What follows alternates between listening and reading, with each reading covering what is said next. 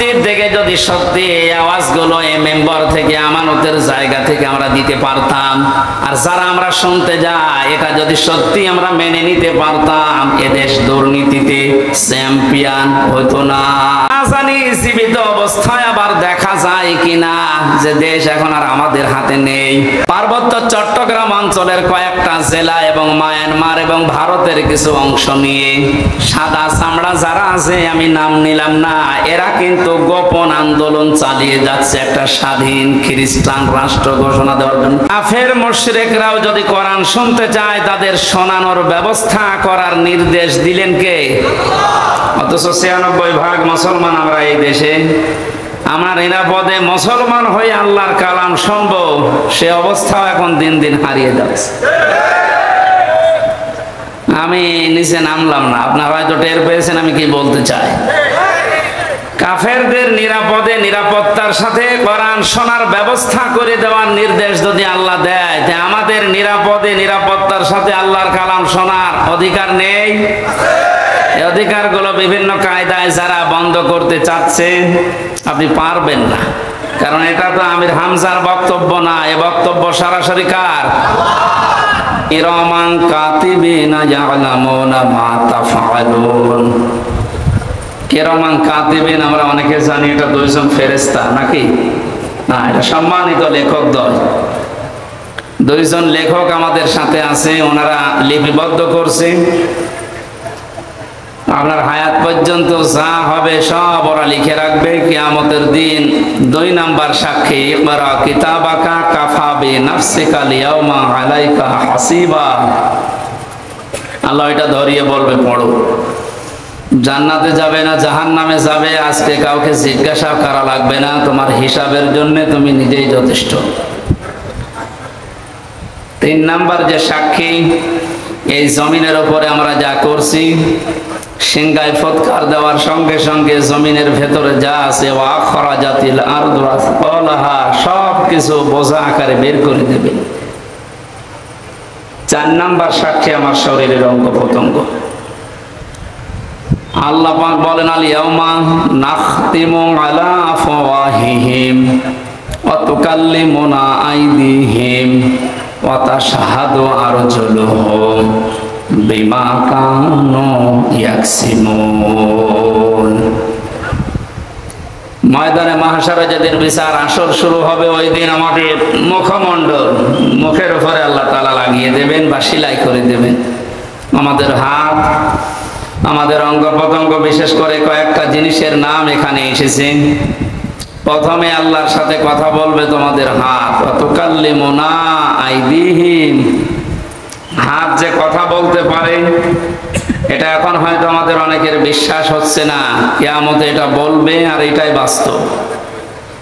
সুতরাং হাত দিয়ে যে যা করছি খুব হিসাব করে করা দরকার। বিশেষ করে হাতে যাদের কলম আছে, এগুলো খুব সূক্ষ্মভাবে হিসাব করে দুনিয়ায় ব্যবহার করা দরকার। নুনুল কলামি ওয়া মা ইয়াসতুরুন, আল্লাহ বলেন কলমের কসম, এবং কলম দিয়ে লেখকরা যা লেখে ওই লিখিত জিনিসের কসম। সুতরাং সাংবাদিক যারা আছেন, লেখক যারা আছেন, বিচারক যারা আছেন, কলম দিয়ে কিছু লেখার আগে আমার মনে হয় কমপক্ষে 10 বার ভাবা উচিত। এমন কিছু লেখা ঠিক না যে আমার চোখ বন্ধ হওয়ার পরেও যেন ওই লিখিত জিনিস আবার কিয়ামত পর্যন্ত আমার কবরের আযাব বাড়াতেই থাকে। আমার কথার অর্থ বোঝেন তো?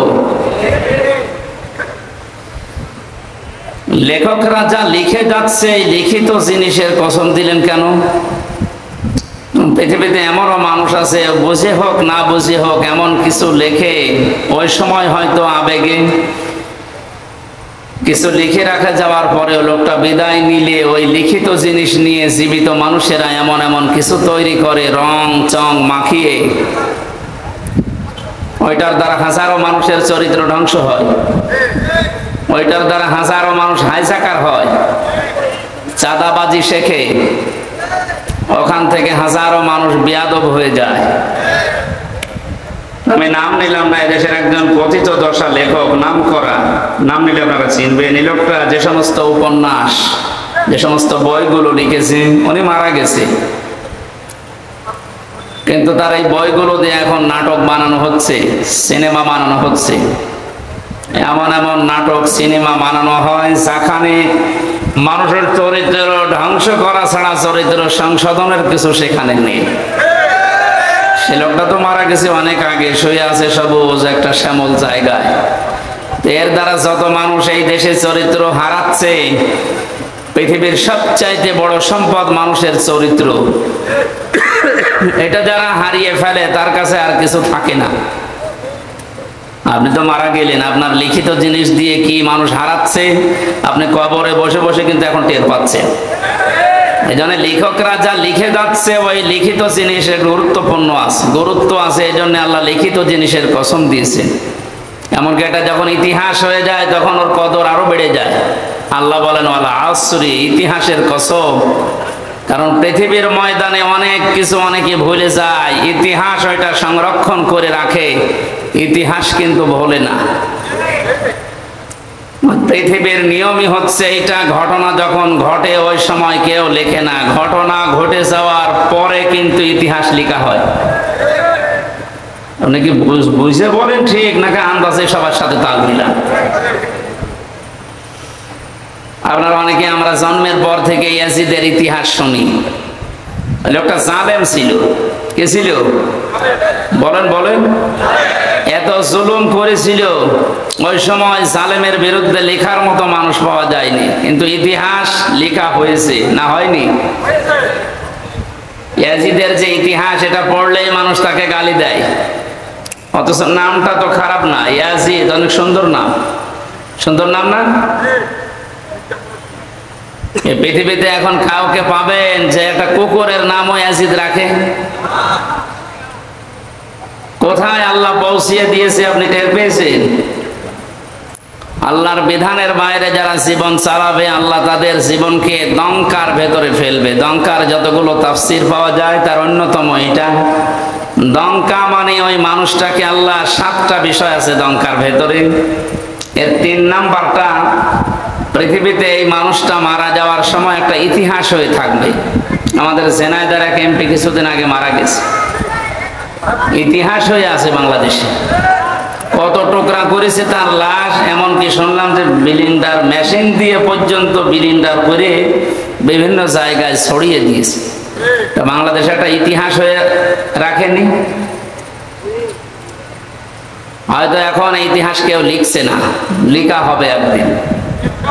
লেখা হবে না? 10 বছর, 20 বছর, 50 বছর পরে যখন ইতিহাস লেখা হবে, পৃথিবীর মানুষ, আগামী প্রজন্ম দুনিয়ায় যারা আসবে, জালেমদের নাম শুনলে বরদোয়া দেবে, ঘৃণা করবে। ইমাম হোসাইনের পক্ষে ওই সময় কেউ ছিল না, কলম ধরার সাহস কারো হয়নি, কিন্তু ইতিহাস লেখা হয়েছে, না লেখা হয়নি? ইমাম হোসাইনকে ইতিহাস স্মরণীয়, বরণীয় করে দিয়েছে, নন্দিত করে দিয়েছে, বিজয়ী করে দিয়েছে। আর ইয়াজিদকে আল্লাহ নিন্দিত, ঘৃণিত, এই পৃথিবীর সবচাইতে নিকৃষ্ট মানুষের তালিকায় নাম তুলে দিয়েছে। এত সুন্দর নাম, এই লোকটাকে যদি এত নিচে নামিয়ে আল্লাহ দিতে পারেন, পৃথিবীর যারা জালেম, হয়তো সামনাসামনি আপনাদের কোনো কিছু বলার ক্ষমতা দুনিয়ায় কারো নেই, ইতিহাস কিন্তু লেখা হবে। নয়তো ওয়ালা আসরি, আসরের আগে আল্লাহ ওয়া দিতেন না। আল্লাহ কসম দিয়েছেন, ইতিহাসের কসম, এটা নীরব সাক্ষী। চোখ বন্ধ হওয়ার পরে হয়তো ইতিহাস যখন লেখা হবে, আপনারও নাম এই পৃথিবীতে যত সুন্দর থাক, কিয়ামত পর্যন্ত আপনার নামে কেউ কুকুরও পুষবে না। এই জন্য আমাদের উচিত, সাক্ষীর যে বিষয় 4 ধরনের বললাম, আল্লাহ রাব্বুল আলামিন এই 4 প্রকার সাক্ষী যেন আমাদের পক্ষে এনে দেন, বলেন আমিন। কোরআনে কারীম শুনতে এসেছি আমরা, আল্লাহ পাক সূরা তাওবার 6 নম্বর আয়াতের মাঝের অংশে জানিয়েছেন, হাত্তা ইয়াসমাআ কালামাল্লাহি সুম্মা আবলিগহু মা'মানা ইলা আখিরি আয়া। হে নবী, ওরা যখন কোরআন শুনতে আসবে আপনাদেরকে, এই কাফের মুশরিকরা, যখন আপনি নিরাপদে তাদেরকে কোরআন শোনার ব্যবস্থা করে দেবেন, এই ঘোষণা কার? জবান খুলে বলেন তো, এই ঘোষণা কার? এতটুকু আল্লাহ শেষ করেননি, সুম্মা আবলিগহু মা'মানা, কোরআন শোনা হয়ে গেলে তাদেরকে নিরাপদে তাদের বাড়ি পর্যন্ত পৌঁছিয়ে দেবেন। আপনি কি বুঝলেন এই আল্লাহর বক্তব্য শোনার পর? কাফের মুশরিকরাও যদি কোরআন শুনতে চায় তাদের শোনানোর ব্যবস্থা করার নির্দেশ দিলেন কে? অথচ ৯৬% মুসলমান আমরা এই দেশে। আমরা নিরাপদে মুসলমান হয়ে আল্লাহর কালাম শুনবো, সে অবস্থাও এখন দিন দিন হারিয়ে যাচ্ছে। আমি নিচে নামলাম না, আপনারা হয়তো টের পেয়েছেন আমি কি বলতে চাই। কাফেরদের নিরাপদে নিরাপত্তার সাথে কোরআন শোনার ব্যবস্থা করে দেওয়ার নির্দেশ যদি আল্লাহ দেয়, যে আমাদের নিরাপদে নিরাপত্তার সাথে আল্লাহর কালাম শোনার অধিকার নেই? এই অধিকারগুলো বিভিন্ন কায়দায় যারা বন্ধ করতে চাচ্ছেন, আপনি পারবেন না, কারণ এটা তো আমির হামজার বক্তব্য না, এ বক্তব্য সরাসরি কার? ইন্না নাহনু নাযালনা যিকরা ওয়া ইন্না লাহু লাহাফিজুন। এই জিকিরে কোরআন আমি আল্লাহ নাযিল করেছি, এটা হেফাজত করার দায়িত্ব আমি আল্লাহ নিজে নিয়েছি। এই জন্য বুঝে হোক না বুঝে হোক, বিভিন্ন জিনিস হাতে পেয়ে যারা কায়দা কৌশল করে এটা থেকে মানুষকে দূরে সরিয়ে রাখতে চাচ্ছেন, আপনার মিশন কখনো সফল হবে না ইনশাআল্লাহ। দরুদ আর সালাম পড়ছি আমাদের নবী মুহাম্মদ রাসূলুল্লাহ সাল্লাল্লাহু আলাইহি ওয়াসাল্লামের প্রতি, যার আনিত আদর্শ পেয়ে আমরা খুশি না বেজার? অবশ্যই আমরা খুশি। যে সূরার আয়াত পড়েছি সূরা তাওবার 119 নম্বর আয়াত, এই সূরার 129 নম্বর আয়াতে আল্লাহ রাব্বুল আলামিন বিশ্ব নবী মুহাম্মদ রাসূলুল্লাহর কিছু গুণাবলী দিয়েছেন। তিনি মুমিনদের উপরে রহম দিন। এই পৃথিবীতে আল্লাহর যে নামগুলো আছে, কয়েকটা নবীর নামের শেষে আল্লাহ তার নিজের নাম ব্যবহার করেছেন, তার ভেতরে আমাদের নবী মুহাম্মদ রাসূলুল্লাহ একজন।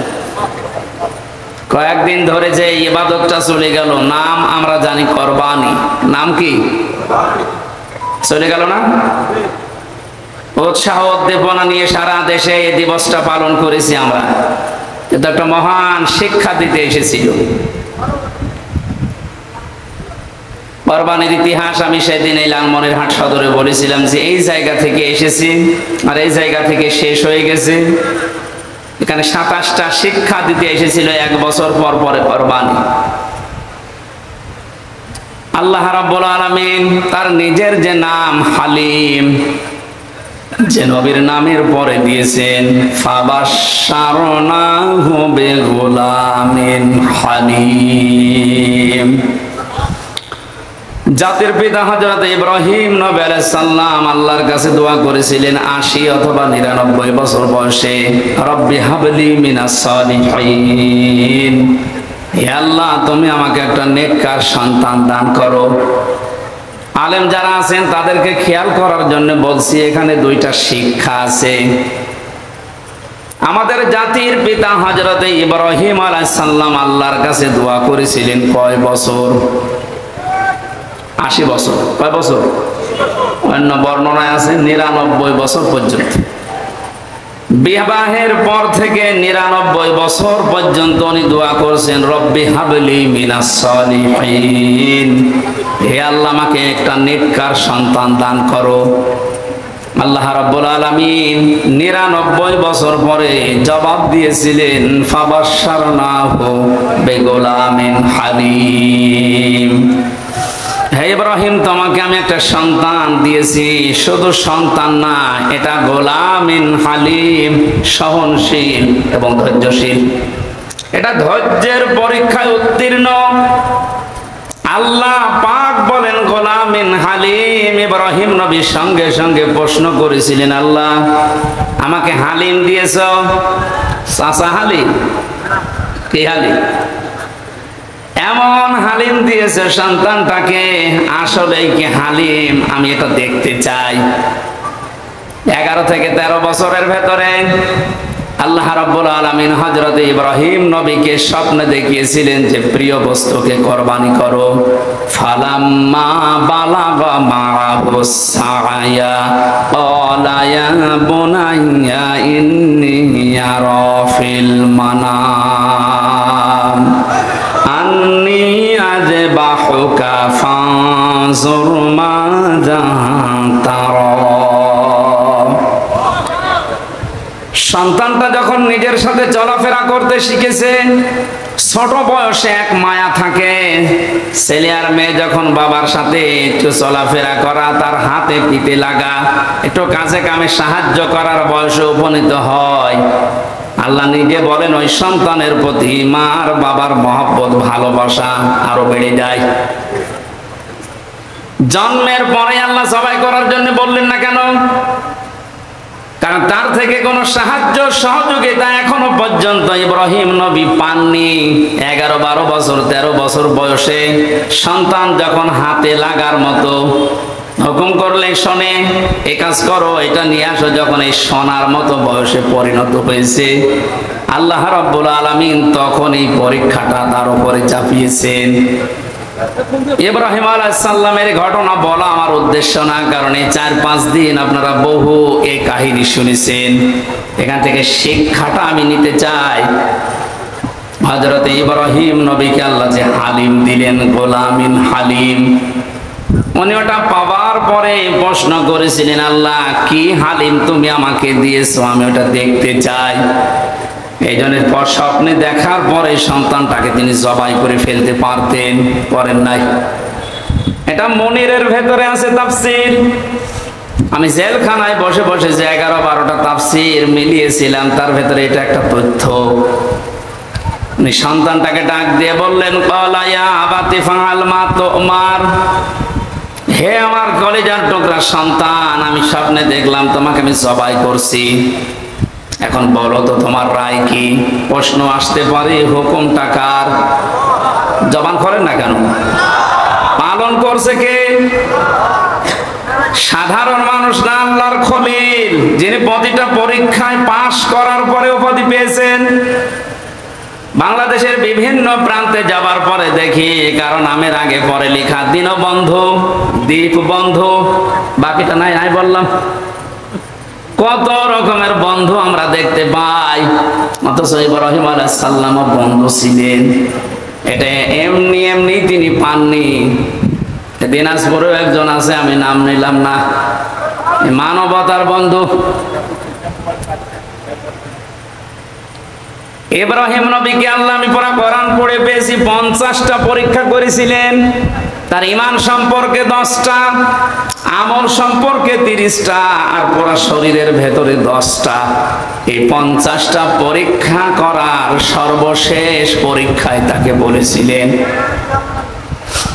খলিল। খলিল বলা হয় ওই বন্ধুকে যিনি আল্লাহর সন্তুষ্টির জন্য সব করতে পারেন। জোরে বলেন সুবহানাল্লাহ। হযরত ইব্রাহিম পরীক্ষা দিয়ে পাশ করে খলিল পেলেন।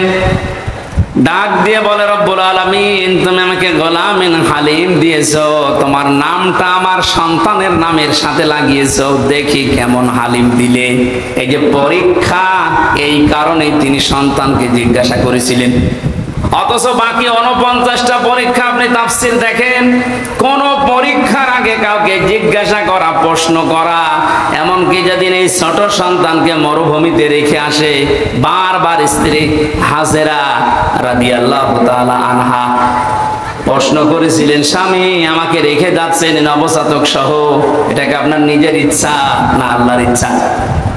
ওই সময় কিন্তু বলেননি তিনি যে আল্লাহর ইচ্ছা বা আমার ইচ্ছা, শুধু আকাশের দিকে আঙ্গুল তুলেছিলেন। এর আগে যত 49টা পরীক্ষায় কোন দিন তিনি আল্লাহর কাছে, কোন মানুষের কাছে পারমিশন নেওয়া দূরের কথা জিজ্ঞাসা করেননি। আল্লাহ বলেছেন আসলিম, তিনি বলেছেন আসলামতু লিরাব্বিল আলামিন। এই পরীক্ষাটা এসে তিনি জিজ্ঞাসা করলেন কেন? মুফাসসির বলেন, হযরত ইব্রাহিম মনে মনে ভাবছিলেন, আমি যে সন্তান চেয়েছি 1 বছর 2 বছর না, 99 বছর। নবীদের কাছ থেকে উম্মতের শিক্ষা নেওয়া দরকার। তিনি যেহেতু আমাদের জাতির পিতা, আমরা যা যারা তার সন্তান হিসাবে নিজেকে দাবি করি, অবশ্যই আমাদের উচিত সন্তান হলে কোন পীর সাহেবের কাছে, মরা পীর, জিন্দা পীর, কবরের কাছে না যাওয়া। তিনি যেতে 99 বছর পর্যন্ত দোয়া করেছিলেন, আর আমাদের 2-4 বছরেই মন ভেঙে যায়।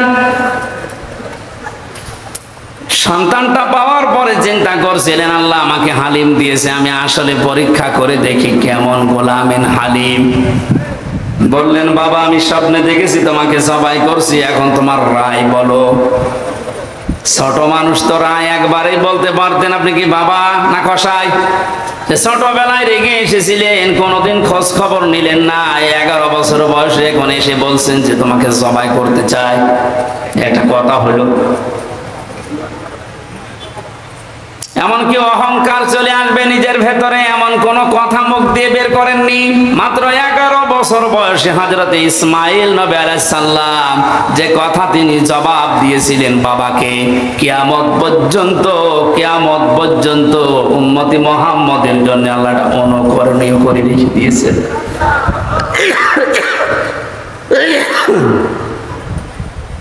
হযরত ইসমাইল ডাক দিয়ে বললেন, সাতাজিদুনি ইনশাআল্লাহু মিনাস সাবিরিন। হে বাবা, যে আদেশ পেয়েছেন আপনি আদেশটা পালন করেন। আল্লাহ যদি চায় আপনি আমাকে ধৈর্যশীলদের মধ্যে পাবেন। শব্দের দিকে খেয়াল করেন, তিনি সাতাজিদুনি ইনশাআল্লাহু মিনাস সাবির বলেন নাই যে আমি মাত্র ধৈর্যশীল আল্লাহর বিধান পালনের ক্ষেত্রে, আমার মতো ধৈর্যের পরীক্ষা কেউ দিতে পারে না। এরকম কথা বললে হয়তো অহংকার চলে আসবে, নিজেকে অহংকার থেকে বাঁচিয়ে এমন একটা কথা জুড়েছেন যেটা আমার ভেতরে কোন রকমের অহংকার লেশ মাত্র না আসে। হযরত ইব্রাহিম নবী সাতাজিদুনি ইনশাআল্লাহ মিনাস সাবিরিন, এই দুইটা শব্দ শোনার পরে তিনি মনে মনে ভাবলেন যে আমার দোয়া যা করেছিলাম আর আল্লাহ যা জবাব দিয়েছেন, হ্যাঁ ঠিক মতোই হচ্ছে। যে আল্লাহর বিধান মানতে গিয়ে দুইটা শব্দ বলেছে, ইনশাআল্লাহ সাবিরিন। এখান থেকে শিক্ষা নেওয়া দরকার, পৃথিবীর কোন কাজ যদি আমরা আল্লাহর জন্য করি, আমরা যেন অহংকার না করি।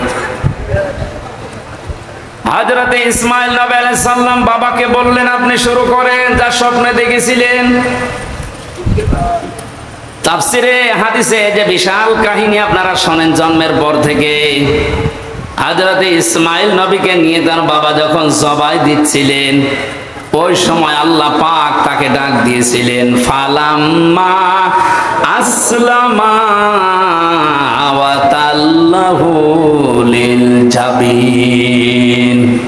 আমি আলেমদেরকে বলছি, আল্লাহ পাক আসলিম না দিয়ে আসলামা দিলেন কেন? আসলামা না দিয়ে আসলামা দিয়ে বচন দিয়েছেন এই কারণে, হযরত ইব্রাহিম নবী যদি আল্লাহর এই পরীক্ষায় পাশ করার জন্য বলতেন আমি জবাই করবই, ইসমাইল নবী যদি বলতেন না আমি জবাই হব না, আল্লাহর বিধান পালন করা কারো জন্য হতো? বলেন বলেন না। একজন দৌড় দিত আর একজন ছুরি নিয়ে তাড়া দিত। হযরতে ইসমাইল নবী যদি বলতেন আমি আল্লাহর এই বিধান পালন করতে রাজি আছি, ইসমাইল নবী যদি পালন করার জন্য এগিয়ে আসতেন, ইব্রাহিম নবী যদি বলতেন না 99 বছর বয়সে একটা সন্তান পেয়েছি আমি এ জবাই করব না, আল্লাহর বিধান পালন করতে পারত।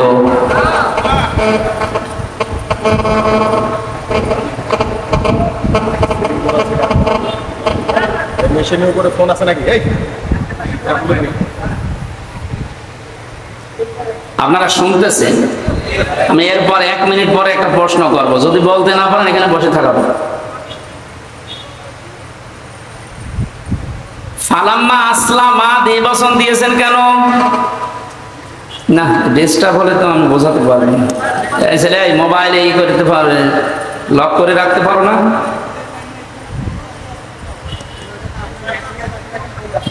বসো।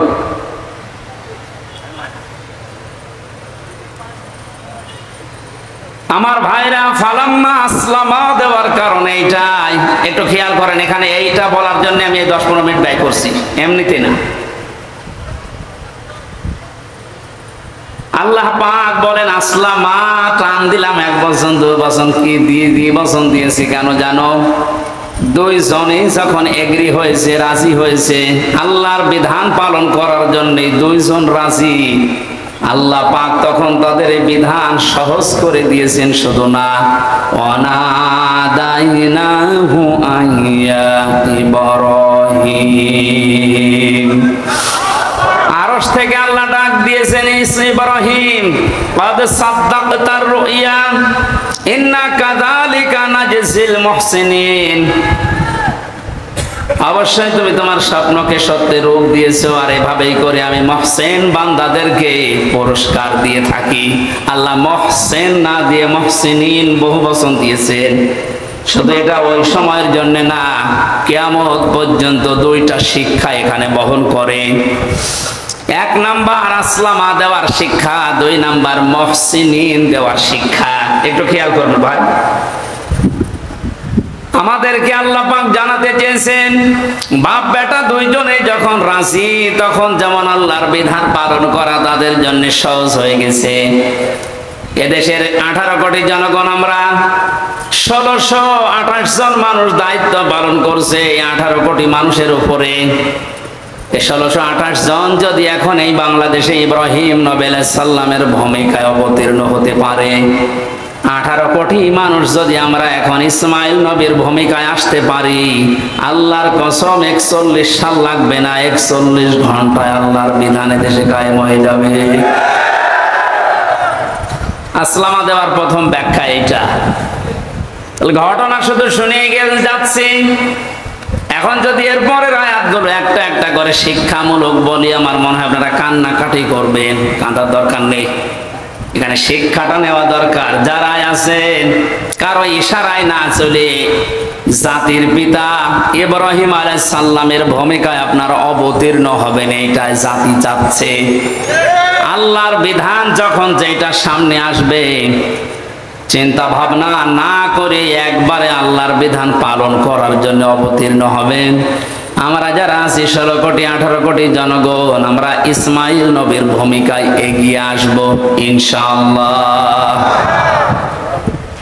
মুহসিনিন দেওয়ার ব্যাখ্যা হচ্ছে শুধু ওই সময়ের জন্য না, কিয়ামত পর্যন্ত যত মানুষ আল্লাহর বিধানকে হযরত ইব্রাহিম আলাইহিস সালাম আর ইসমাইল নবী আলাইহিস সালামের মতো মন দিয়ে মেনে নেওয়ার জন্য এগিয়ে আসবে।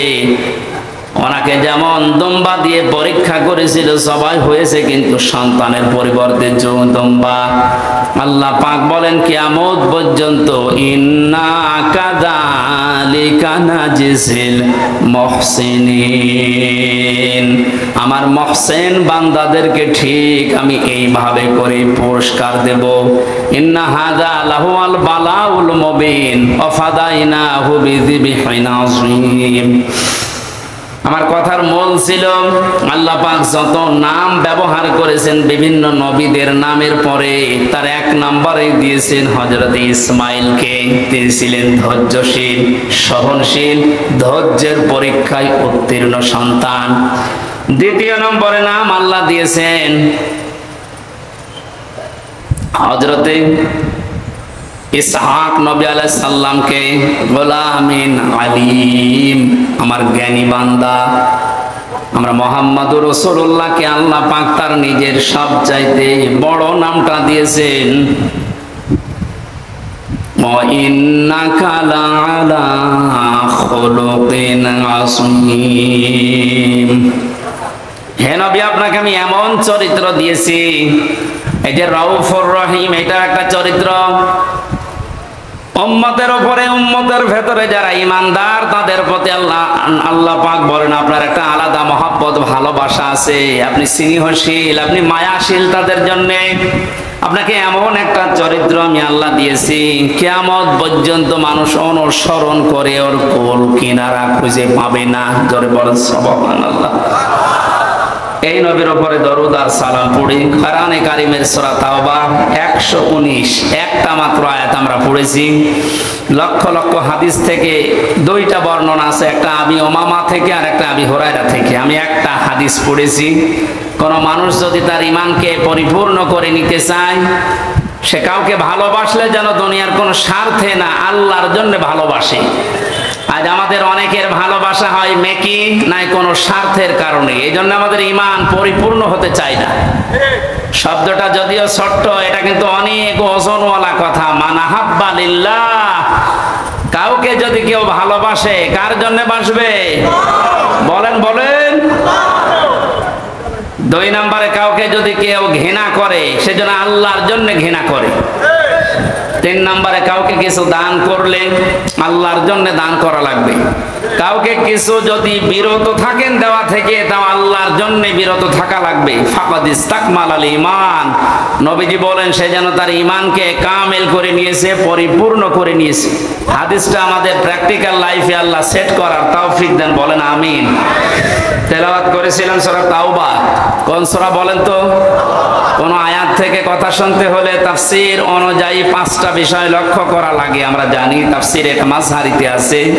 এক নম্বরে শুদ্ধ তেলাওয়াত করেছি এর আগে, মাতৃভাষায় যে যেই ভাষায় কথা বলে ওই ভাষায় জনগণকে ওর অর্থ শোনানো লাগে, ওটা আমরা শোনাবো ইনশাআল্লাহ।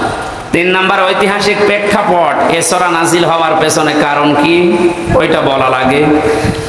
4 নম্বর, আয়াতের বাস্তব শিক্ষা কি, ওই মান ধাতামলি কি হয়েছে ওটা বাদ দিন। এখন বাস্তবে কি দরকার, স্থান কাল পাত্র ভেদে ওই জায়গায় ওই কথা সেট করা দরকার ওই আয়াত দিয়ে। আজকে একটা সকালে বিবাহ অনুষ্ঠানে গিয়েছিলাম, ওখানে বিবাহ মানে আনন্দ, বিবাহ মানে জায়েজ পন্থায় থেকে ইসলামী সংস্কৃতি যা আছে সেইটার গণ্ডির ভেতরে থেকে মানুষ যেন একটু আনন্দ করে। একজনকে ইসলামী সঙ্গীত বলতে দিয়েছে, সে এমন একটা সঙ্গীত আরম্ভ করেছে, মানুষ মরে গেলে যেটা বলে ওইটা। একই মরণের অনুষ্ঠান। এই জন্য স্থান কাল পাত্র ভেদে কথা বলা দরকার। এই আয়াত থেকে এখন যেটা খুব জরুরি, আমরা ওই কথাগুলো তুলে আনার চেষ্টা চালাবো ইনশাআল্লাহ। 5 নম্বর আয়াত থেকে যে শিক্ষাগুলো পাওয়া যাবে এটা নিয়ে বাড়ি যাওয়া। আল্লাহ আমাদের আজকের এই ছোট্ট অনুষ্ঠান হলো, এখান থেকে তাফসীর আকারে যে কথা বলছি বা বলবো, এখান থেকে ওইগুলো নিয়ে যাওয়ার তৌফিক যেন দান করেন, বলেন আমিন। জবান খুলে কোরআনের এই আয়াতটা একবার পড়েন, যেন একটা অক্ষরে 10টা করে নেকি পাওয়া যায়। আউযু বিল্লাহি মিনাশ শাইতানির রাজিম। বিসমিল্লাহির রহমানির রহিম। ইয়া আইয়ুহাল্লাযীনা আমানুত্তাকুল্লাহা ওয়া কুনু মা'আস সাদিকিন। সাদাকাল্লাহুল আযীম। সূরা তাওবা। কোন সূরা বলেন তো? বলেন বলেন। ডাক দিয়েছেন আল্লাহ এখানে শুধুমাত্র ঈমানদারকে, তাহলে বেঈমান যারা আছে আয়াত তাদের জন্য না। বেঈমান যদি থাকেন আপনি এখন উঠে চলে যান, কারণ আপনার জন্য আজকের এই আয়াত না, আপনার জন্য আলাদা আয়াত আছে। বেঈমানদের আল্লাহ ডাক দেয়নি, ইয়া আইয়ুহাল্লাযীনা কাফারু, আল্লাহ কাফেরদেরকেও ডাক দিয়েছেন। সুতরাং ও আয়াত যেহেতু আজকে পড়ি নাই, ওইটা আপনাদের জন্য না। এখানে যারা বেঈমান আছে চলে যান। দেখেন তো কত চলে যাচ্ছে, ওটা কি বেঈমান নাকি? হ্যাঁ, একটু পরে যান। এখন আমার প্রশ্ন যে আমার ভেতরে ঈমান আছে কিনা আপনি বলেন তো। আমার তো জুব্বা গায়ে আছে, পাগড়ি মাথায় আছে, এত বড় সুন্দর সুন্দর টুপি মাথায় দিয়ে আছে, আমার হাতে তসবিহ আছে, আমার ঈমান নেই মানে? না। সাহাবী প্রশ্ন করলেন, হে রাসূল, আমার ভেতরে যে ঈমান আছে আমি কিভাবে টের পাবো? নবীজি বললেন, ইযা সাররাতকা হাসানাতুকা ওয়া সাআতকা সাজ্জিআতুকা ইলা আখিরিল হাদিস, রাহু ইবনে মাজাহ। বিশ্ব নবী বলেন, উম্মত হে আমার সাহাবী, তোমার ভালো কাজগুলো যখন তোমাকে আনন্দ দেবে, খুশি করবে, আর অন্যায় কাজগুলো যখন তোমাকে কষ্ট দেবে, তখন বুঝবে তোমার ভেতরে ঈমান আছে। এ বাংলাদেশে আজ সবার কাছে ভালো কাজ ভালো লাগে, আসতে বলে। খারাপ আল্লাহ বিরোধী, সমাজ বিরোধী এরকম কাজ সবার কাছে খারাপ লাগে। অথচ নামের আগে মোহাম্মদ আছে, নামের শেষে হোসাইন আছে। নামের আগে মোহাম্মদ আছে, নামের পরে হোসাইন আলী লেখা আছে, এর ভেতরে ঈমান আছে না? বিষয়টা এমন না। ভালো কাজ আপনার কাছে ভালো লাগা লাগবে, আর অন্যায় কাজ হলেই সেটা আপনাকে কষ্ট দেবে। যদি আপনি এই থিওরির উপরে থাকতে পারেন আপনার ভেতরে ঈমান আছে, আর এই দুইটার বাইরে গেলে আপনি 14 বার হজ করে আসলে আপনার ঈমান নেই, আপনি বেঈমান। এখানে যা ভালো কাজ ভালো লাগে তারা বসেন, অন্যায় কাজ দেখলে যাদের কষ্ট হয়,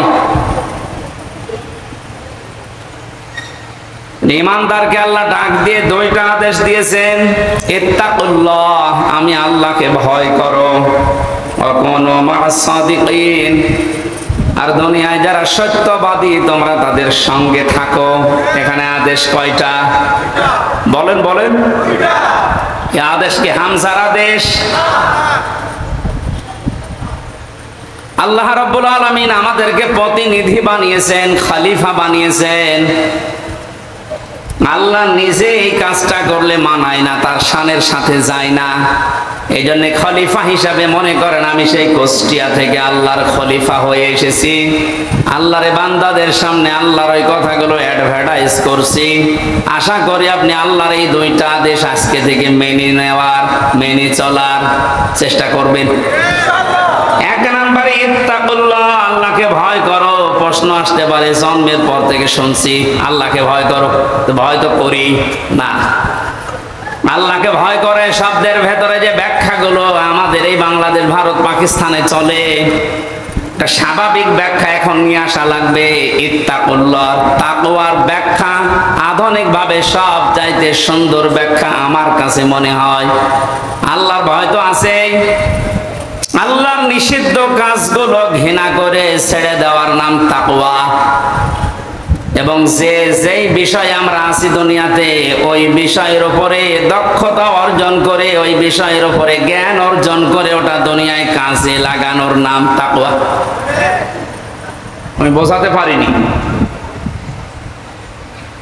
পৃথিবীতে বেঁচে থাকতে হলে আমাদের কর্মজীবন লাগবে, মাস্ট বি। যেই কর্মজীবনে আছে ওই জায়গায় যেন ওই বিষয়ের উপরে দক্ষতা অর্জন করে, জ্ঞান অর্জন করে ওটা সুচারুরূপে আঞ্জাম দিতে পারি, ওইটার আরবি নাম তাকওয়া। এই তাকওয়া বাংলাদেশে আছে? বলেন। যেই বিষয় জানে না আমরা আরো ওই বিষয়ে ওকে ওই চেয়ারে বসিয়ে দেই, এটা একটা জুলুম। সারা জীবন লেখাপড়া করেছে কৃষির উপরে, ওরে ধর্ম মন্ত্রণালয়ের দায়িত্ব দিয়ে বসে আছে। ধর্ম কি জানে? ওরে দেওয়া দরকার ছিল ধান কয় মনে কয় মন হয়, কয় বিঘাতে কতটুকু লাগাতে হয়, ওই দায়িত্ব দেন। কারণ অনার্স মাস্টার্স করেছে ওইটার উপরে। তাহলে তাকওয়াটা আজ আমরা কোন জায়গায় দেখতে পাচ্ছি না। যেই বিষয় আমরা আছি ওই বিষয়ের উপর আমাদের জ্ঞান নেই অধিকাংশ মানুষের। আমি এই চেয়ারে বসার আগে, এটা একটা আমানতের জায়গা, এই মঞ্চগুলো একটা আমানত।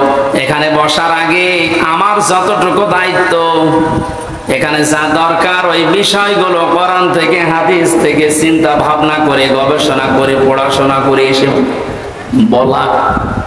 অথচ আজ 100 জনের 98 জনের ভেতরে এই দায়িত্ববোধ পাওয়া যাচ্ছে না।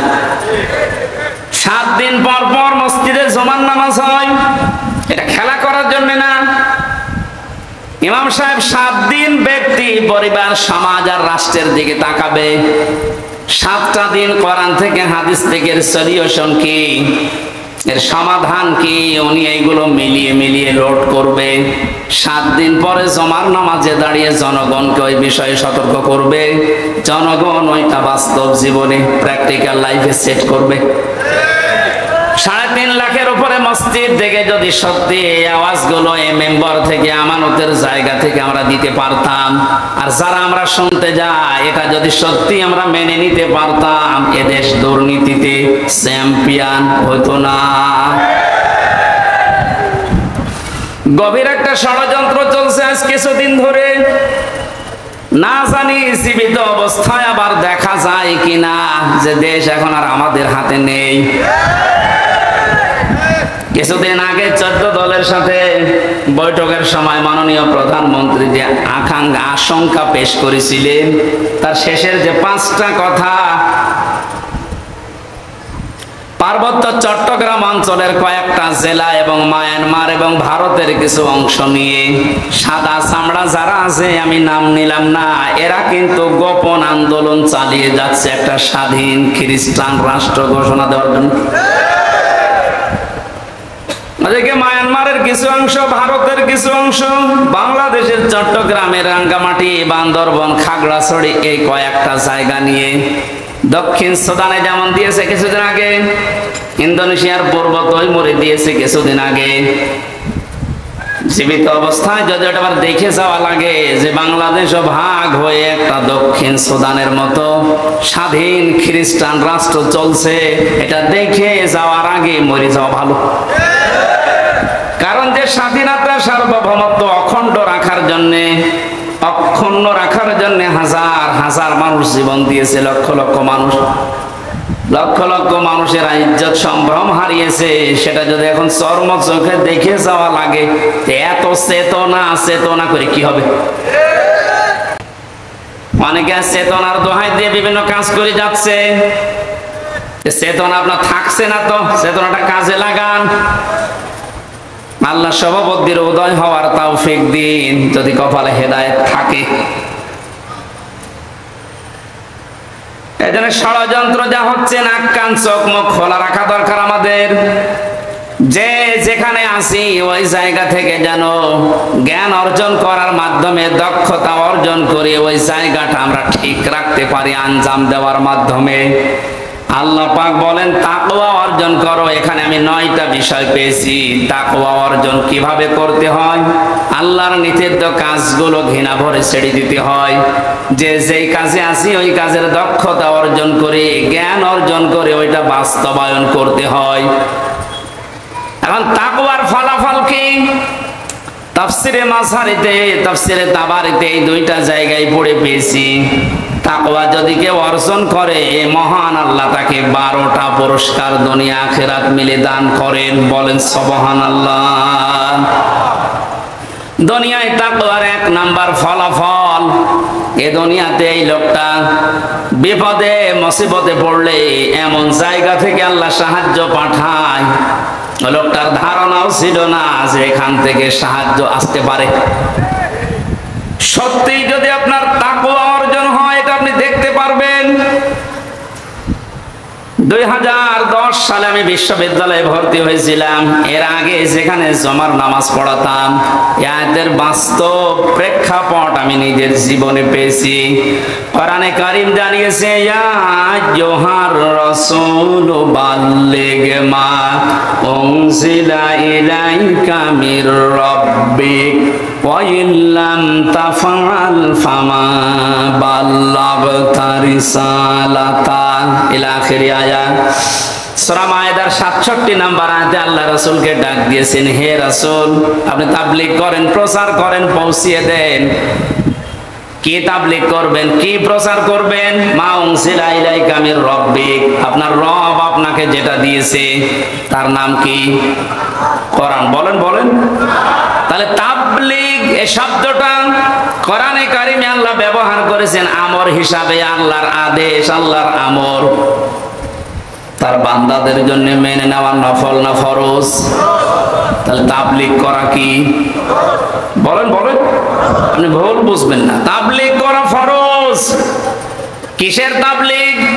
মা উনজিলা ইলাইকা মির রাব্বিক, আপনার রব আপনার উপরে যেটা নাজিল করেছে, এই আয়াত অনুযায়ী ফতোয়া বের হয়, পৃথিবীতে তাবলীগ হবে কোরআনে। আল্লাহ পাক বলেন, আমি ভালোভাবে জানি কোরআনের তাবলীগ যদি আপনি করতে চান, আপনার উপরে বিপদ আপদ মুসিবত আসবে। আল্লাহু ইয়াসিমুকা মিনান নাস। ইয়াসিমু এটা মোসারে, বর্তমান ভবিষ্যৎ, প্রেজেন্ট ফিউচার। শুধু বিশ্ব নবীকে আল্লাহ একা আদেশ দেননি, হে নবী কিয়ামত পর্যন্ত এই আয়াতটা কোরআনে থাকবে না থাকবে না? সত্যি যদি কোরআনে কারীম আমি আল্লাহর কালাম, এটা তাবলীগ করা ফরজ, এই বিশ্বাস নিয়ে মানুষ যদি তাবলীগ করতে চায়, প্রচার করতে শুরু করে, বিপদ আপদ মুসিবত আসবে, আমি আল্লাহ নিজে আপনাকে বাঁচাচ্ছি, তাদেরকেও বাঁচাবো। এর উপরে পরিপূর্ণ বিশ্বাস নিয়ে যখন ওই ছোট বয়সে, কয় বছরে বয়স ছিল তখন, কেবল ইন্টার শেষ করে বিশ্ববিদ্যালয়ে গেছি, খুব বেশি হলো 19-20 বছর হবে। এই 20 বছর বয়স থেকে আমি দেখেছি কোরআনে কারীমের সঠিক তাবলীগ করার কারণে, যদি ওই সময় আমাকে পুলিশ ধরেছিল, হাজতে নিয়েছিল, জেলে গিয়েছিলাম, আল্লাহ এমন ভাবে বাঁচিয়েছে, তা আমারও বিশ্বাস হয়নি যে এভাবে বাঁচা যায়। আল্লাহর কোরআনের উপরে বিশ্বাস অগাধ। ওই যে বলছিলাম, দুনিয়াতে যে যেই কাজে আছেন ওই বিষয়ের উপরে জ্ঞান অর্জন করে দক্ষতা নিয়ে এগিয়ে যাওয়া সামনে, এ তাকওয়া যদি তৈরি হয়, প্রথম আল্লাহ ফলাফল দেবেন। বিপদে পড়লে এমন জায়গা থেকে সাহায্য আসবে যেটা চিন্তার বাইরে। জোরে বলেন সুবহানাল্লাহ। আমি 9টা বলতে পারলাম না, এগুলো আছে। আমার মূল বিষয় কোনু মা'আস সাদিকিন, আল্লাহর আদেশ তোমরা সত্যবাদী যারা আছে তাদের সঙ্গে থাকো। এই আদেশ কার? আরো জোরে বলেন। এই আয়াতটা নিয়ে আজ সবচাইতে বেশি ভেজাল বাংলাদেশের, ভারতে। আপনি যত দরবারে যাবেন সেখানে আয়াতটা আগে পাবেন। তারা বলবে আল্লাহকে ভয় করা, সত্যবাদীদের সাথে থাকো। সত্যবাদী মানে পীর সাহেব। অথচ সাদিকিন, সত্যবাদী কারা? এ কথা বলবে কে বলেন তো? বলেন বলেন। হামজা যদি বলে অমকে সত্যবাদী, অমক দল সত্যবাদী হবে? কোরআনে কারীমে আল্লাহ আয়াতের ব্যাখ্যা সূরা বাকারার 177 নাম্বার আয়াতে দিয়েছেন যে 10টা গুণ যাদের ভেতরে পাওয়া যাবে, আমি আল্লাহর ভাষায় উলাইকাল্লাযীনা সাদাকু ওয়া উলাইকা হুমুল মুত্তাকুন। এই মানুষগুলো হচ্ছে আমি আল্লাহর ভাষায় ঈমানের দাবিতে সত্যবাদী, আর এরা তাকওয়াবান, এরা মুত্তাকি। তোমরা যদি সঙ্গী সাথী থাকতে চাও, এই 10টা গুণ যাদের ভেতরে আছে তাদের সাথে থাকো। এটা যে রেকর্ড হচ্ছে সারা পৃথিবীতে, কালকে ছড়াবে। আমার সামনে এখন 750 কোটির উপরে বেশি মানুষ মনে করেন বসে আছে। আমি নিজের ঈমান থেকে দায়িত্ববোধ নিয়ে কথা বলছি। আল্লাহ যাদের সাথে থাকতে বলেছেন তাদের পরিচয় যদি এখন এই আয়াতের সাথে মিলে যায়, অবশ্যই যাদের সাথে থাকা আপনার জন্য ফরজ। কোরআনে কারীম আদেশ দিচ্ছে, এবার আপনি মিলান। লাইসাল বিররু আন তুওয়াল্লু ওয়াজহাকুম কিবালাল মাশরিকি ওয়াল মাগরিবি ওয়ালাকিন্নাল বিররা মান আমানা বিল্লাহ। আল্লাহ পাক বলেন, শুধু পূর্ব দিকে আর পশ্চিম দিকে মুখ ঘুরিয়ে নামাজ পড়লে সওয়াব হবে। কে বলেছে তোমাদেরকে? শুধু মুখ ঘুরিয়ে নামাজ পড়লেই মনে করছো না আমার সওয়াব এত বেশি হয়ে গেছে, জান্নাত আমার জন্য যথেষ্ট? কখনো না। ওয়ালাকিন্নাল বিররা মান আমানা বিল্লাহ। আরে আসল নেকির কাজেই দুনিয়াতে আল্লাহর উপরে বিশ্বাস করা। কার উপরে? এখন আল্লাহর উপরে বিশ্বাস কি? এখন বলেন যে জন্মের পর থেকে যে শব্দ শুনছি আল্লাহর উপরে ঈমান আনা, বিশ্বাস করা। কোন মানুষ যদি রংপুরবাসী ভালো করে খেয়াল করেন, কোন মানুষ যদি বলে আল্লাহর উপরে আমি বিশ্বাস করেছি, তার ভেতরে কমপক্ষে 4টা জিনিস পাওয়া যাবে, মাস্ট বি। ওই যে ছোটবেলায় কায়দা পড়েছিলাম, মাওলানারা পড়িয়েছিল, আমানতু বিল্লাহি কামা হুয়া বিআসমাইহি ওয়া সিফাতিহি ওয়া ক্বাবিলতু জামিআ আহকামিহি ওয়া আরকানিহি। এখানে গুরুত্বপূর্ণ 4টা বিষয় আছে। আপনাকে বলা লাগবে যে আমি এমন আল্লাহর উপরে ঈমান এনেছি যার অস্তিত্ব আছে, যার নাম আছে, যার নামের গুণাগুণ আছে। শুধু নাম নিয়েই বসে নেই, প্রতিটি নামের কার্যকারিতা আছে। আর ওই কার্যকর ভূমিকাগুলো আমি 100 ভাগ বিশ্বাস করি। তাহলে আমার ভেতর থেকে এই পৃথিবীর সব ভয় আমার আল্লাহ আস্তে আস্তে দূর করে দেবে। এটা বিআসমাইহি ওয়া সিফাতিহি, আমি এমন আল্লাহর উপরে ঈমান এনেছি, বিশ্বাস করেছি যার শুধু নাম আছে তা না, নামের গুণাগুণ আছে, কার্যকর করার ক্ষমতা আছে। আল্লাহর নাম আছে রাজ্জাক, নাম কি? আরো জোরে বলেন। এই নামটা নিয়ে শুধু তিনি বসে নেই, এই নামের গুণাগুণ আপনি পৃথিবীর দিকে তাকান, এই নামটা নিয়েছে এই কারণে পৃথিবীতে কেউ না খেয়ে মারা যায় না। পৃথিবীর কোন সৃষ্টি আজ পর্যন্ত না খেয়ে মরে গেছে আমরা ইতিহাস এরকম পাইনি, কারণ এই দায়িত্বটা দুনিয়ার মানুষের না, এই দায়িত্ব সরাসরি কার? যার ভেতরে এই বিশ্বাসটা 100% ঢুকবে, সে রিস্কের জন্য কোনোদিন কারো কাছে শিরিক করবে না। এজন্য ধর্মের লোকেরা হাজারো এই শব্দটা শিরিকের জায়গায় নিয়ে গেছে। আল্লাহ যে রাজ্জাক এই বিশ্বাসটা না করে ফসলে বরকত দেওয়ার মালিক দুর্গা এ কথা বলে তারা দুর্গাকে বিশ্বাস করে যে দুর্গা আমাদের ফসলে বরকত দেয়। অনেক মুসলমান পর্যন্ত তাদের কথার সাথে সুর মিলিয়ে বলে ফেলে মা দুর্গা গজে চড়ে এসেছিল এই জন্য ফসলের বরকত এবার বেশি হয়েছে। রিস্কের মালিক কে বলেন তো? রাজ্জাক নামটা খেলা করার জন্য নিয়েছে। হযরত সুলাইমান নবী আলাইহিস সালাম একবারে দায়িত্ব নিতে চেয়েছিলেন এক বেলার জন্য, আল্লাহ পাক বলেছিলেন তুমি পারবে না, কারণ রাজ্জাক দুনিয়ার কারো নাম না, রাজ্জাক কার নাম? আরো জোরে বলেন। তিনি জোর করে সে নিয়েছিলেন, পারেন নাই, কিয়ামত পর্যন্ত কেউ পারবেও না। রংপুরবাসী সহজ সরল মানুষের বিভাগের মানুষেরা কান খাড়া করে শোনেন, যাদের অন্তরের ভেতরে এই বিআসমাইহি ওয়া সিফাতিহি বদ্ধমূল হয়ে ঢুকে আছে, বসে আছে, তাদের কাছে ফাঁসির দড়ি আর ফুলের মালা সমান।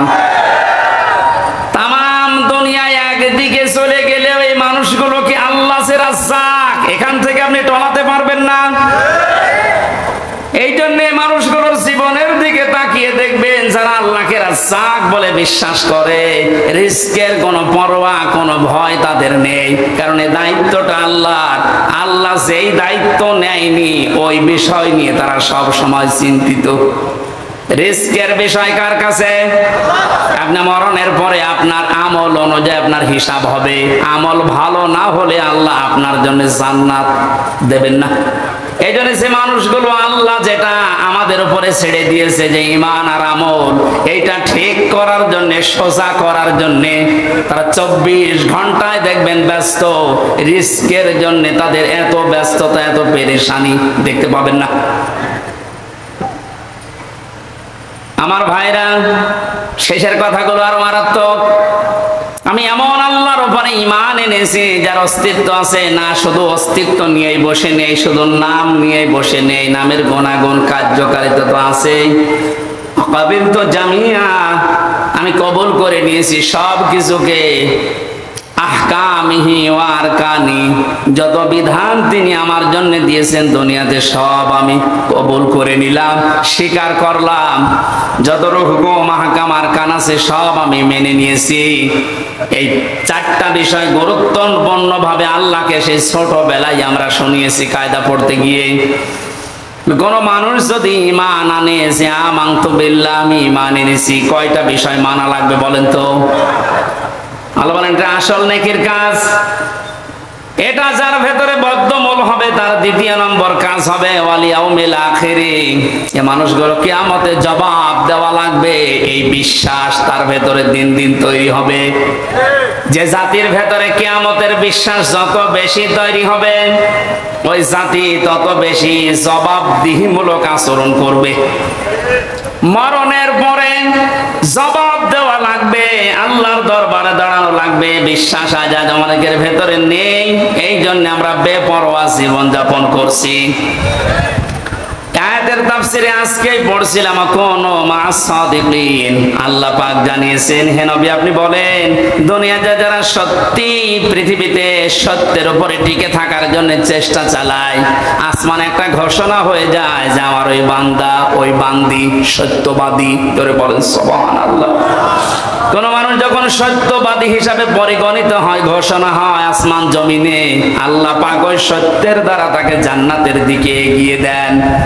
আর কোন মানুষ যখন মিথ্যার উপরে মিথ্যাকে প্রতিষ্ঠা করার জন্য চেষ্টা চালায়, আসমান জমিনের যে ঘোষক ফেরেশতা আছে ঘোষণা দিয়ে দেয় যে ওই লোকটা, ওই মেয়েটা মিথ্যাবাদী, ওর নাম মিথ্যাবাদী হিসাবে পরিগণিত হয়ে যায়। ওই মানুষটা মরণের আগে আর ঈমান পায় না, ও বেঈমান হয়ে মারা যায়। কারণ মিথ্যা এই পৃথিবীর সব পাপের মূল। এর থেকে আপনি কি বুঝলেন? মিথ্যাকে আজ যারা জানা শোনার পরে প্রতিষ্ঠিত করতে চান, কায়েম করতে চান, দাঁড় করিয়ে রাখতে চান, হয়তো আপনি আরো 50 বছর এই দুনিয়ায় টিকে থাকতে পারবেন, কিন্তু মরণের সময় আপনি ঈমান পাবেন না, বেঈমান হয়ে মরবেন। মিথ্যা সব সময় নিয়ে যায় জাহান্নামের পথ দেখাতে। আল্লাহ এই শব্দটা সহজ ভাবে আমাদের দুই দলকে, সত্য এবং মিথ্যার উপরে যারা আছি, এই দুই দলকে এই শব্দটা সহজ ভাবে বোঝার তৌফিক দেন। বলেন আমিন। আপনাদের আমিন শুনে বোঝা যাচ্ছে যেটা আপনি মানবেন না। কিয়ামতের বিশ্বাস যে জাতির ভেতরে যত বদ্ধমূল ভাবে বসে যাবে, ওই জাতির কাছে জবাবদিহিমূলক আচরণ পাওয়া যাবে। এইটা তৈরি করার জন্য আজ বাংলাদেশে জনগণের সামনে কোরআন দিয়ে আমরা কথা বলতে চাই। আপনার কাজ ছিল এইটা, ওই কাজ আমরা করে দিচ্ছি, আমাদের আরো বাহবা দেওয়া দরকার। কিন্তু অনেক জালেম আছে আমাদের কাজে বাধা দেয়, আরো বন্ধ করে দেয়।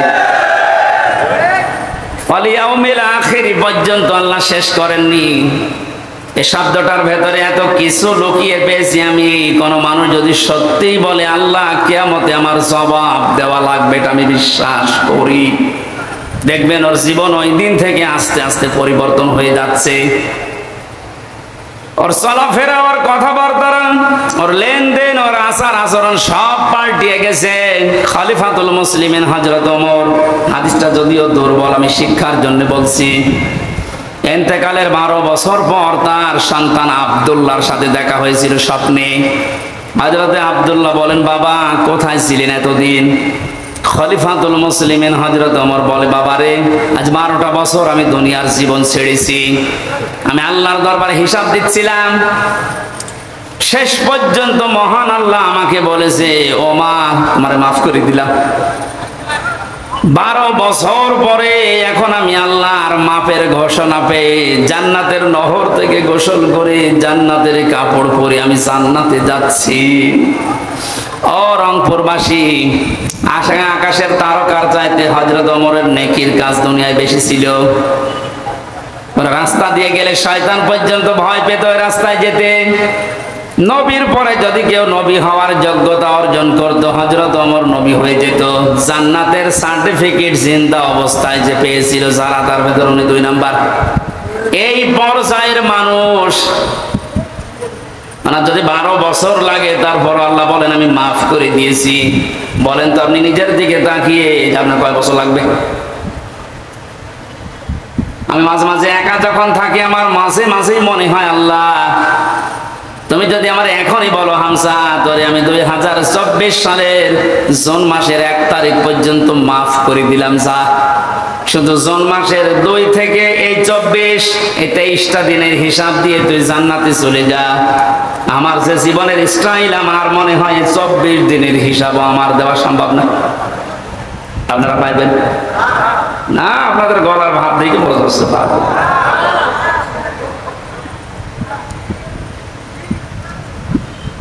হিসাবের এই কথাগুলো মারাত্মক ভাবে আল্লাহ বারবার বিভিন্ন সূরাতে আমাদেরকে শুনিয়েছেন। সূরা হাক্কাতটা পড়বেন ভালো করে, আর সূরা আল কারিয়া সূরাটা পড়বেন বাড়িতে। আমাদের সময় নির্ধারিত, তো এজন্য ব্যাখ্যা করা যাচ্ছে না। ওয়াল ইয়াউমিল আখিরি ওয়াল মালাইকাতি ওয়াল কিতাবি ওয়ান নাবিয়্যিন, এখানে একটা একটা করে 10টা গুণের কথা আছে। এই গুণগুলো দুনিয়ায় যারা অর্জন করতে পারে, এই মানুষগুলো আল্লাহর ভাষায় সত্যবাদী। আল্লাহর ভাষায় কি? আমার কেবল 2টা হয়েছে, এখনো 8টা বাকি আছে, আমি শেষ করে দেব। এই 8টা শুনবেন, কারা হাত তোলেন তো দেখি। আন্দাজ হাত তুলেন না, চলে গেলে কিন্তু মুনাফিক হয়ে যাবেন। তোলেন। স্যার না? হাসি মানুষও দেখতে পায়, এদের সাথে সম্পর্ক ভালো না, যত সম্পর্ক ধর্ম আত্মীয় সাথে। যারা নিজের আত্মীয় স্বজনকে ধোঁকা দেন, তাদের যে সম্পদগুলো দেওয়া দরকার ওগুলো ফাঁকি দেন। জমি জায়গা বোনকে ফাঁকি দিয়েছেন, ফুফুকে চাচাকে, আপনি লিখে নিতে পারেন জাহান্নামের একটা টিকিট আপনি বুক করে ফেলেছেন। অথচ এখানে হাজারো মানুষ এমন আছে হজ করে এসেছে বোনের জমি ফাঁকি দিয়ে, বলেন নাউজুবিল্লাহ। নিজের বোনের যে সম্পদ আছে, তার যে হক আছে ভাইয়ের প্রতি, আজ হাজারো পরিবারে আমি সহ অনেকেই মানতে পারছি না। এর পেছনে সেই কয়জন দায়ী আছে, তার অন্যতম দায়ী আপনার বউ। এমন একটা বউ আমি পেয়েছি, আমার নিজের আপন বোন, আমার নিজের আপন ভাই, আমার আপন ফুফু, আপন চাচা, এদের যে হক গুলো আদায় করতে গেলে পেছন দিক থেকে টেনে ধরে। এমন বউ দেশে নেই। আর এই বউকে বারবার পেছন দরজা দিয়ে শিক্ষা দেয় ওর মা।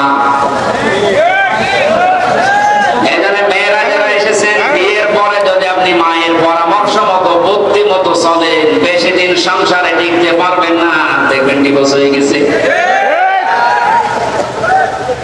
কোন স্ত্রী যদি চায় যে আমার আবু জর বেশি দিন বেঁচে থাক, অনেক কষ্ট করে বুঝছি স্যার, আমার আবু জর দুনিয়াতে বেশি দিন হায়াত পাক, তার সংসার, তার সন্তানাদি, তার সম্পদাদি, তার সম্মান দুনিয়ায় আরো বেড়ে যাক। তিরমিজি শরীফের হাদিস, আল্লাহর নবী বলেন সেই বউ যেন তার স্বামীকে বারবার বলে, স্বামী তুমি আর যাই করো, রক্তের সম্পর্ক যাদের সাথে আছে এইগুলো অটুট রাখো।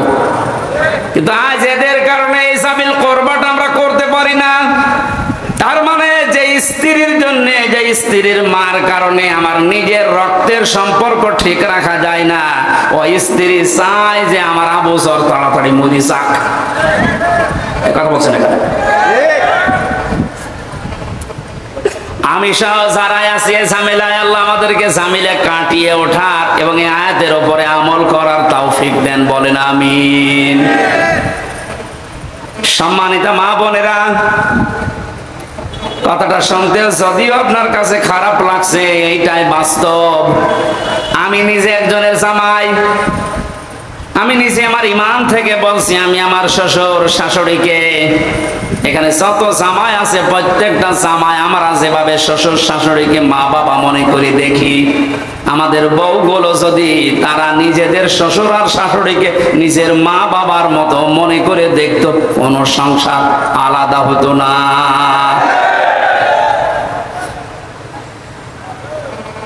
আপনার শ্বশুরের পা টিপে দেওয়া লাগবে, শাশুড়ের মাথা ধরে বসে থাকা লাগবে, পা ধরে না, আমি এটা বলছি না। আপনাকে দিয়ে আপনার স্বামী যেন আরো উদ্বুদ্ধ হয় যে আপনার সাবিল করবা, নিকট আত্মীয়র ভেতর তার মা, তার বাবা, তার বোন, তার ভাই, তাদের উপরে হক আছে 7টা। এই 7টা হক যেন আপনার স্বামী আদায় করে, আপনার উদ্বুদ্ধ করবেন। বাস্তবতায় আমরা দেখি আপনাদের কারণে আজ আমরা অনেকেই এই হাদিসটা, এই আয়াতটা মানতে পারছি না। বিশ্বনবীর স্ত্রীর দিকে তাকান তো, খাদিজাতুল কুবরা, তিনি যখন নবুয়ত পেয়ে আসেন ডাক দিয়ে বলেছিলেন, সাম্মিলুনি সাম্মিলুনি ইয়া খাদিজা, আমাকে ঢেকে দাও, আমি ভয় পেয়েছি। হযরতে খাদিজা ওই দিন 6টা কথা বলেছিলেন। খাদিজাতুল কুবরা ডাক দিয়ে বলেছেন, আল্লাহি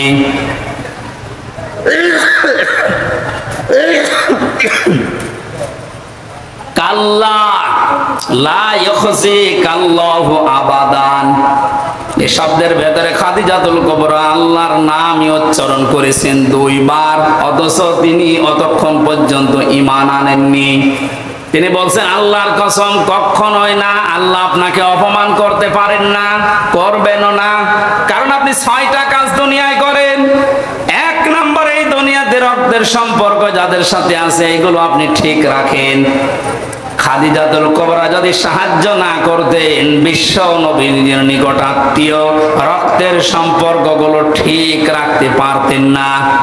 নবীজি করেছিলেন, খাদিজাতুল কুবরা সার্টিফিকেট দিয়েছেন। এখান থেকে মাসলা বের হয়, পৃথিবীর ময়দানে যারা রক্তের রক্তের সম্পর্কগুলো ঠিক রাখবে, এই মানুষগুলোকে জিন ভূত এগুলোতে ভয় দেখাবে না। আমি আবার বলছি, দুনিয়াতে যারা রক্তের সম্পর্কগুলো অটুট রাখবে, ঠিক রাখবে, এই জিন ভূত পরী এগুলোর ভয় আল্লাহ তাদের থেকে দূরে সরিয়ে রাখবে। খাদিজাতুল কুবরা নবীকে বলেছিলেন আপনি ভয় পাবেন না, কোন দুষ্ট জিন পরী ভূত যাই বলেন এগুলো আপনাকে ভয় দেখাতে পারে না, কারণ আপনি রক্তের সম্পর্কগুলো ঠিক রাখেন। আজ আমাদের দুনিয়াতে এগুলো সব আস্তে আস্তে উঠে যাচ্ছে, আর এইগুলোর ভয় আমাদের ভেতরে এগুলো বদ্ধমূল হচ্ছে। অনেক বড় বড় অফিসার পর্যন্ত তাল গাছের ভেতরে কি যেন নড়িয়ে উঠেছে, ভয়তে এসে বলছে হুজুর ফু দিয়ে দেন। কেন? তাল গাছের ভেতরে কি যেন নড়িয়ে উঠলো। তাল গাছের ভেতরে কি নড়ে ওইটা দেখে তোমার ভয় লেগেছে, লাগবেই তো, কারণ তোমার তো রক্তের সম্পর্ক ঠিক নেই। ভাইয়ের সাথে ভাইয়ের সম্পর্ক আজ ঠিক নেই। শুধুমাত্র এক বিঘত জমি ভাগ করা নিয়ে ভাইকে হত্যা পর্যন্ত করছে এমন মানুষ দেশে আছে। এখনই চোখ বন্ধ হয়ে গেলে 1 বিঘা না, 1 বিঘত না, 1 হাত না, 1 বিঘা না, 10 বিঘা জমি আপনার সাথে যাবে। এটা খেয়াল করে রক্তের সম্পর্ক একটু ছাড় দিয়ে হলো আমাদের ঠিক রাখা দরকার। আমি সহ যারা এসেছি, আল্লাহ তুমি আমাদেরকে রক্তের সম্পর্ক অটুট করার তৌফিক দাও, আর এগুলোর যারা বাধা, এই বাধাগুলোকে তুমি দূর করে দাও, বলেন আমিন। ওয়াতাল মালা আলা হুব্বিহি যাবিল কুরবা ওয়াল ইয়াতামা ওয়াল মাসাকিন ওয়া ইবনাস সাবিল ওয়াস সাইলিনা ফির রিকাব ওয়া আকামাস সালাতা ওয়া আতাজ যাকাত। দুনিয়াতে যারা নামাজ কায়েম করে, নামাজ কায়েমের আন্দোলন করে, সম্পদ থাকলে যারা যাকাত দিয়ে দেয়, والموفون بعهدهم إذا عاهدوا والصابرين في البأساء والضراء وحين البأس। আল্লাহ পাক বলেন যারা ওয়াদা করলে ঠিক রাখে, আর যারা বিপদে আপদে মুসিবতে দুঃখ কষ্টে যারা ধৈর্য ধারণ করে। আমার তো ইমানের দৃষ্টিতে লক্ষ্য করলে দেখি এই 10টা গুণ এই বাংলাদেশে অনেকের ভেতরেই নেই। আমি একটা জরিপ পেয়েছিলাম, এই 10টা গুণ এই দেশের 100 জনের মাত্র 15 জনের ভেতরে পাওয়া যায়। যতদিন পর্যন্ত 10টা গুণ 100 জনের 50 জনের ভেতরে তৈরি না হবে, ততদিন দেশে ইসলাম কায়েম করে টিকিয়ে রাখা সম্ভব না। আল্লাহ আমাদেরকে 15 জন থেকে 50 জন পর্যন্ত উত্তীর্ণ হওয়ার তৌফিক দিন। সত্যবাদী যারা আল্লাহর ভাষায় এই 10টা গুণ যারা অর্জন করছে, তাদের সাথে থাকার তৌফিক দেন, আমিন। বারাকাল্লাহু লানা ওয়া লাকুম ফিল কোরআনিল আযীম। আল্লাহুম্মা আমিন। লা ইলাহা